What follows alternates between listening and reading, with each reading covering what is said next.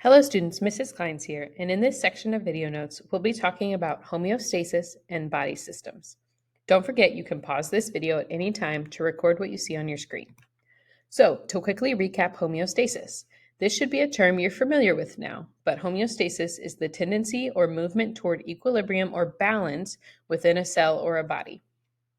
And how it works is that the body or the cell is able to respond to different stimuli in their environment, and the different systems perform functions to help maintain equilibrium. So, different examples of stimuli that can change or cause homeostasis to happen would be like changes in temperature, changes in light availability, or even changes in chemical concentration. It's really important to note as we go through these slides that not one body system is able to maintain homeostasis on its own. Your body systems have to work together or coordinate to achieve homeostasis. Let's talk about the mechanisms of homeostasis. Homeostasis maintains the optimal or best conditions in the body. Some examples of how your body maintains homeostasis is through regulating body temperature, regulating the blood pH, which is the balance of acids or bases in your blood, maintaining the concentration of water within your bloodstream or within your cells, and then maintaining blood sugar levels.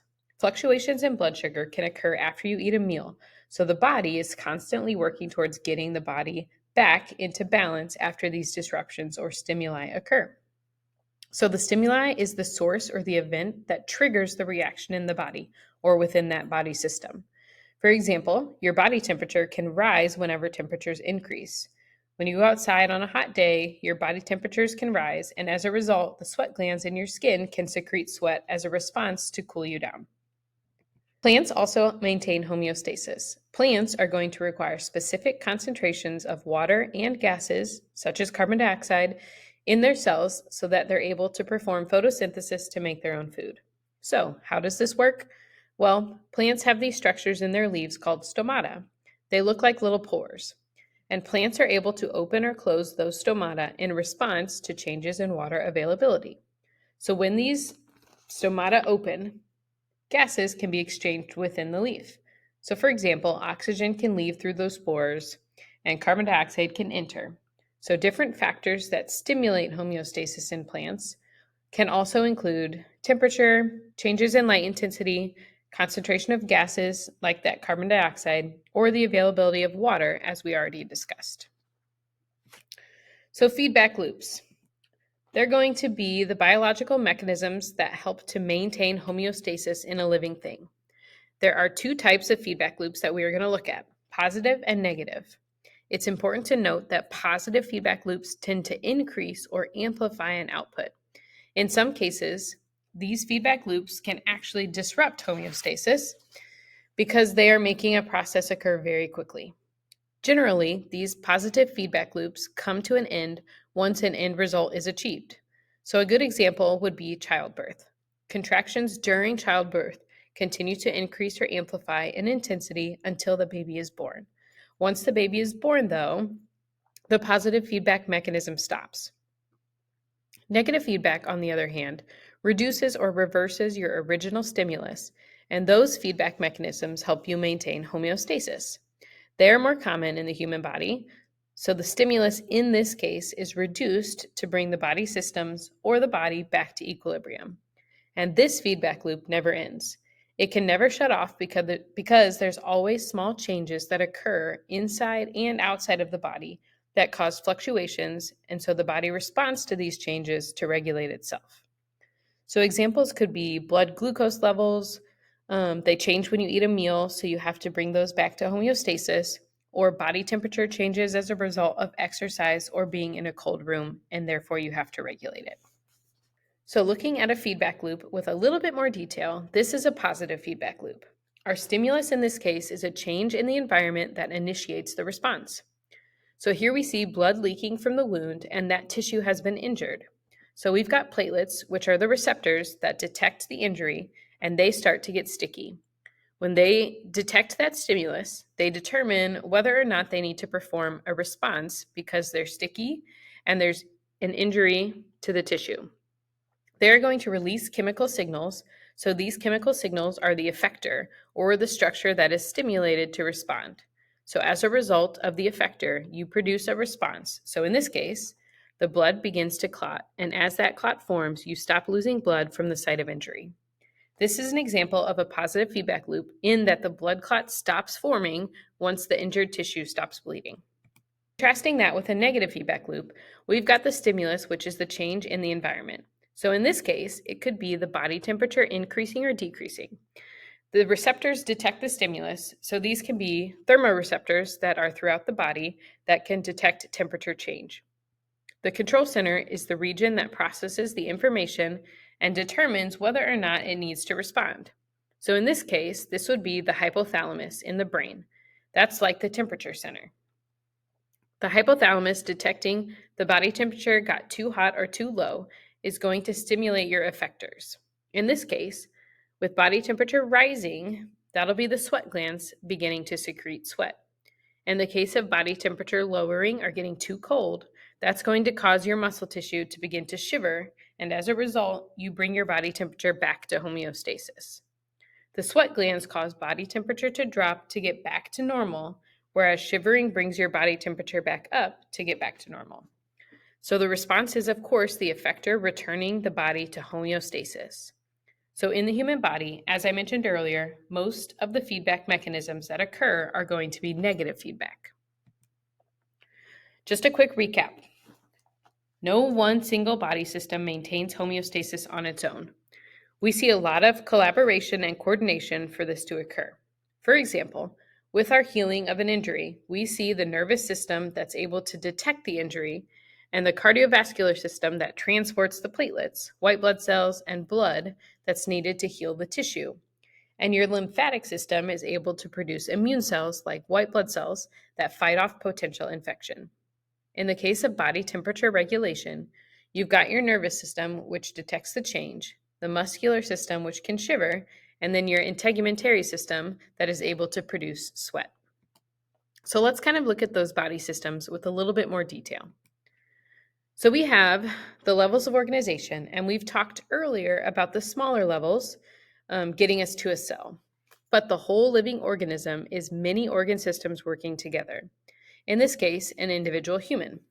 So an organism is made of different systems that perform different functions. That could be like the digestive system and your nervous system, which are made of many organs working together. An organ is made of many tissues working together. An example could be your stomach. So then tissues make up organs. That's different cells working together, such as muscle tissue. And finally, we've got an individual cell, or the basic unit of life that makes up those tissues. Next, we are going to look at different body systems. The respiratory system is important for exchanging gases within the body. So it brings oxygen in and releases carbon dioxide. You don't have to write the relation to homeostasis for each system. We just kind of wanted to point out some examples that might be helpful for you. So it just provides oxygen to produce energy. It helps get rid of carbon dioxide or waste products. But we do want you to be familiar with the functions and the major organs of each. The major organs would be the lungs, the nasal cavity, the oral cavity, and the trachea. The cardiovascular, or sometimes called the circulatory system, helps in transport. It transports oxygen, nutrients, hormones, and even waste throughout your body. So it helps to support your cell function by providing them with the necessary nutrients or chemicals, while also removing the waste. The major organs would include your heart, your arteries, your blood vessels, but it works very closely, as you see here, with the lungs of the respiratory system. Your muscular system is able to produce contraction, which allows the body to move. So your muscular system can help produce heat and helps your organs to move substances through the body, such as through digestion. All of the major muscles, you don't have to memorize these, but examples would be like your bicep brachii or your deltoid muscles that move the body. Your skeletal system provides structural support and it provides protection against injury. Your skull protects your brain. It also houses bone marrow, which is important for making blood cells. So how does it relate to homeostasis? Well, your skeletal system stores calcium, and that helps to regulate blood calcium levels, and it also helps to produce new blood cells throughout these cells in the bone marrow. But all bones are included within the skeletal system, so don't memorize these, just wanted to show you some examples. Your nervous system allows for communication among different systems, and you can see here that it's made mostly of the brain and spinal cord.